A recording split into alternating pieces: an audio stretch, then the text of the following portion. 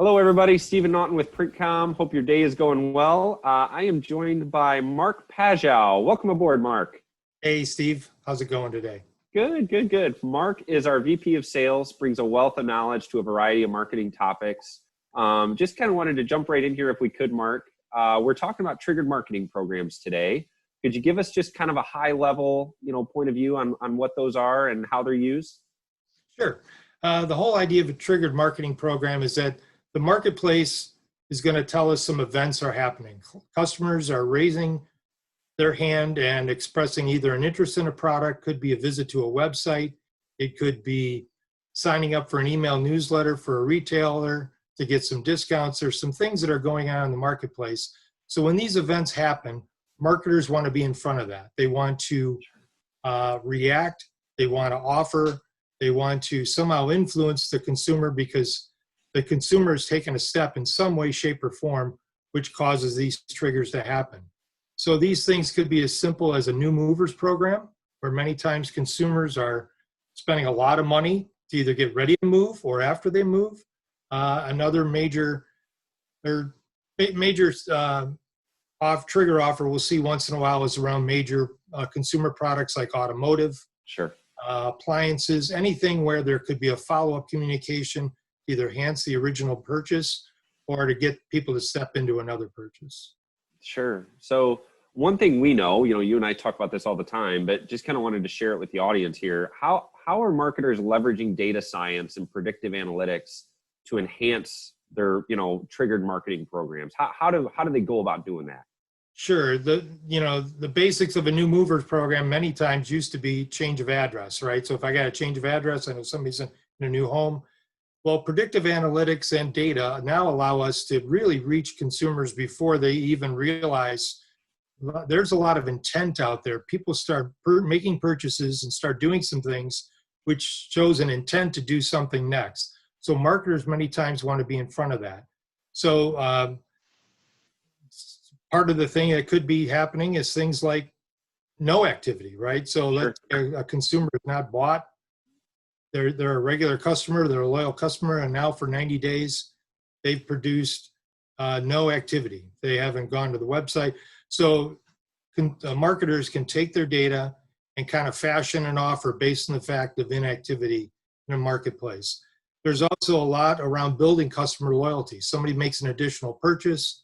You want to get somebody deeply involved with your brand. So you're going to do some follow-up communications after an initial purchase, try to get them more involved. You see a lot of activity around just onboarding, right? When you have a scenario, if you have a property and casualty insurance product, you want to cross-sell somebody into automotive insurance, right? Things like that. The other thing that's happening with technology is people's website activity now can be measured and also can be communicated to. So like reverse IP technology does tell us if people are going to be looking at a certain product, if they're going to be looking at expressing some interest. And so now there's the ability to take that data and actually turn those into email and direct mail campaigns, which can be a multi-channel effort to get clients re-engaged, even to the point of acknowledging what they had in their abandoned shopping cart and remarket back to them. And so that also gets into cross-sell too. So we could have a customer just buying one category, one part of a retailer's storefront, and we want to cross-sell them into additional products or categories. And our data is going to tell us how to do that. Yeah. Makes perfect sense. So you touched on this, but I kind of want to dig a little deeper if I can. How are companies using existing data? You gave the shopping cart example, the abandoned shopping cart example, which we see a lot of, right, in online, retail and things like that. But can you dive a little deeper into, how customers and how organizations, I should say, are using existing data to personalize the message and the offer in these campaigns? Yeah, there's obviously a ton of flexibility in templates or creating consistent formats that allow flexible messaging. We've seen it for years with email marketing, where people have digitally been able to give someone 10% off instead of 15% off based on what their data is telling them, right? And there's such a thing as a toxic offer where you're going to be giving away more money than you need to.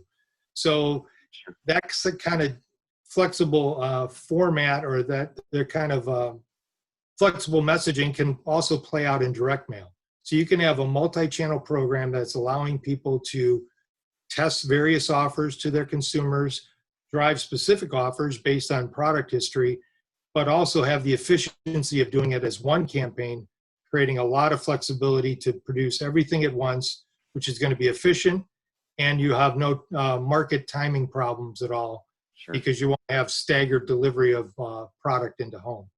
Love that. Love that. Well, Mark, that's all I have for today. I really appreciate you sharing some insight with us. As always, folks, if you have any questions, want to chat with us, always start with the website, right? www.printcom.com. It's going to splash up here on the screen here in just a moment. If you have any questions and want to chat in person, though, 810-239-5763. Once again, Mark, thanks so much for joining us, man. Have a great rest of your day, everybody. Thanks, Steve. Have a good one. Take care. Thank you.